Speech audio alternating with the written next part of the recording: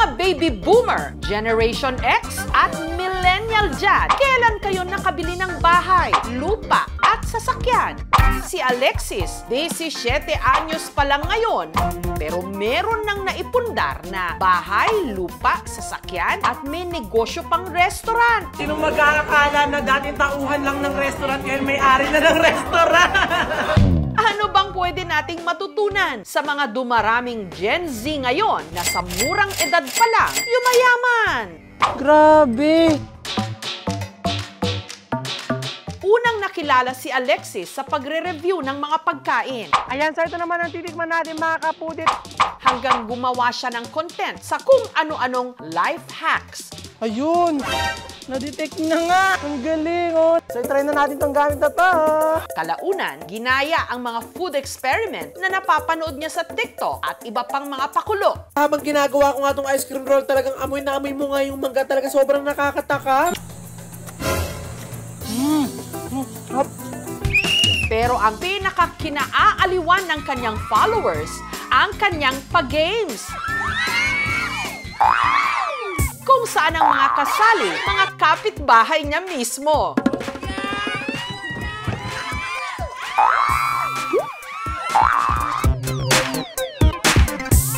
Kung tutok ka online, malamang kilala mo rin siya bilang si Alexis Vines. Pag-vlog po talaga passion ko na siya. Talagang bata pa lang po ako, binidyohan ko po yung sarili ko tapos in-upload ko po sa social media. Ito na ang anis review, mga kapudin. 1, 2, 3...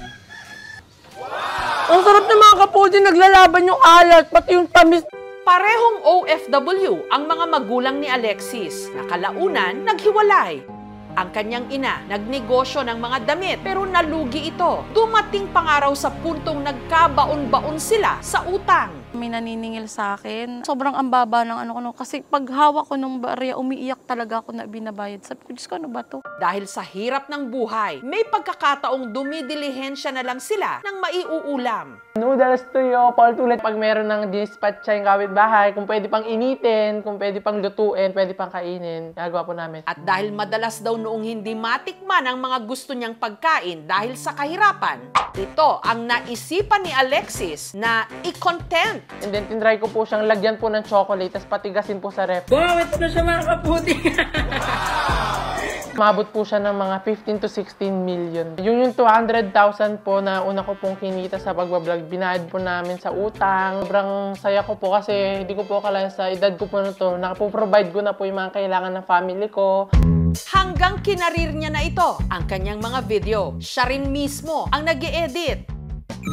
So, tara na, mag-start na tayo. Tutok man sa paggawa ng content, hindi naman daw niya pinabayaan ang kanyang pag-aaral. Grade 11 na si Alexis sa strand ng ABM o Accountancy, Business and Management. Kailangan ko pong pagsabayin yung pagsushoot ng video, and at the same time pag-aaral. Kahit pa paano, sumasahod na rin po ako ng 5 to 6 digit at talaga nabibili ko na po yung mga wants po or gusto po ng family ko or yung mga dating hindi namin kayang bilhin. Nabibili na po namin. Nakakain na po kami ng 3 beses sa isang araw. Hanggang si Alexis, nakabili na nga ng bahay, lupa at mga sasakyan. Ang isa nga niyang sasakyan, pinalagyan pa niya ng kanyang mukha. Tapos pinipicturan yung pag nakaparada yung sasakyan. Ganun po, yan lang. Kunyari nagdadrive-drive po ako. Uy, kapudi! Ay, may pampunti pala ako sa'yo. Teka lang. Saan? Mabul pa sa... Ano yun? Sir, ito, mag-sumit try. Sampalo? Sarap yan, oo. Ang kanyang kita, ipinang negosyo rin niya. Sa ngayon, meron na siyang 2 coffee shop. At kung noon, nanghihingi lang sila ng tira-tirang ulam sa kanilang mga kapitbahay, ngayon, meron na siyang sariling restaurant.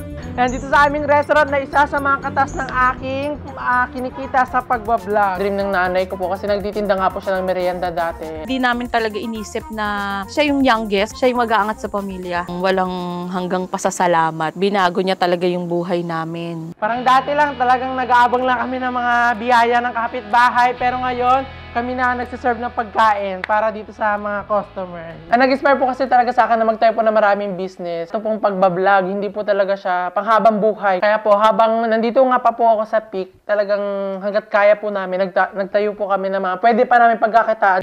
Ang social media sa paglipas ng mga taon, hindi na lang paraan upang kumonek sa mga kaibigan, basa ng balita o libangan. Nag-evolve na rin ito bilang e-commerce platform. Ang 24 anyos na si James Afante, 50 pieces po nabili mo, 15 nakapin pa sa harap. ginamit ang pagiging maboka para makapag-live sell ng mga produkto sa TikTok. 7, 6, 5, 4, 3, 2, 1. I have this friend, sabi niya, James, alam mo na ba tong TikTok shop? Nag-post ako muna bago ako nag-live. Nananawagan ako sa lahat ng mga naghahanap guys ng mga brand na bagsak presyo guys. This 12/12, sakto pang regalo sa inyo guys. Meron tayong up to 50% off. And nag-viral yon. And then pagbukas ko ng live ko, naalala ko, umaabot agad ako sa 25,000 viewers at a time.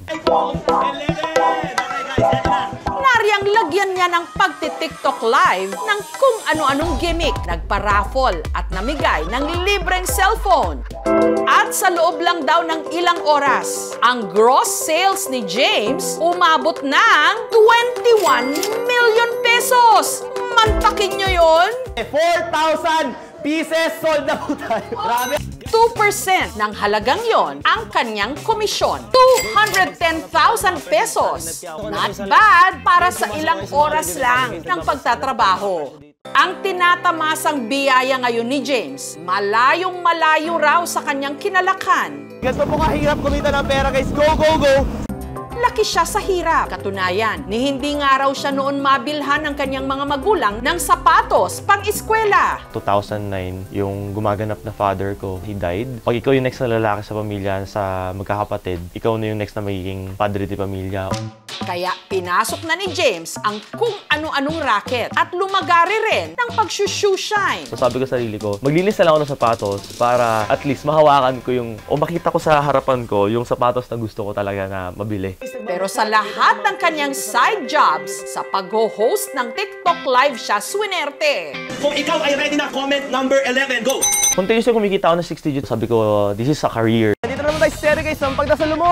So yun na guys. Maliban sa pagla-live sell, gumagawa rin siya ng video content. Nariyang mag-challenge sa nakakasalubong niya sa daan kapalit ng gadgets. Pag di ka gumalaw, may bagong tablet ka.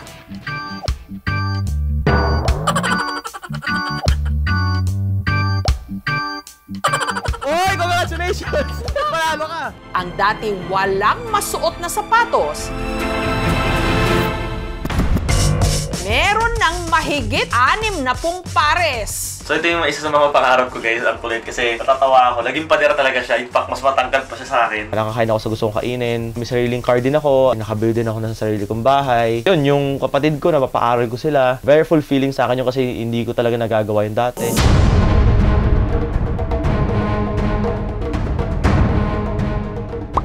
Pagpindot mo ng buy, naging 24K na siya. Nakakaloka. Yung total stock ko po ng time na yun is 40 pieces.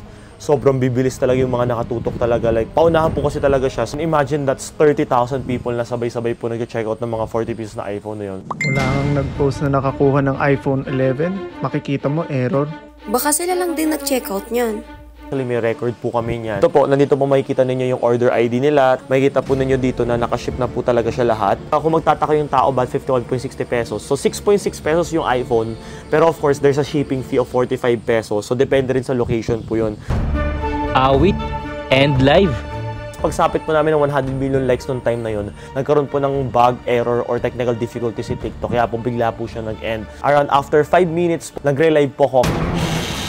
Kunwari, kumita ka ng 100%, di ba? So, you get the 50% and then use that for reinvestments for your business. Yung 30%, you go directly with the savings and then 20%, you make sure to use it for your own happiness. Pero, kailangan mo ng pera, emergency fund, para kapag nag-flunk yung business, at least buhay ka pa rin. Yun yung salbabida mo. Ito ang bulaklak ng ratatouille. Maging consistent ka po sa ginagawa mo. Dapat po Sasabay ka po sa uso para makarelate po yung mga taong nanonood po sa inyo. Pag kumikita na po kayo, wag po kayo mag one day millionaire.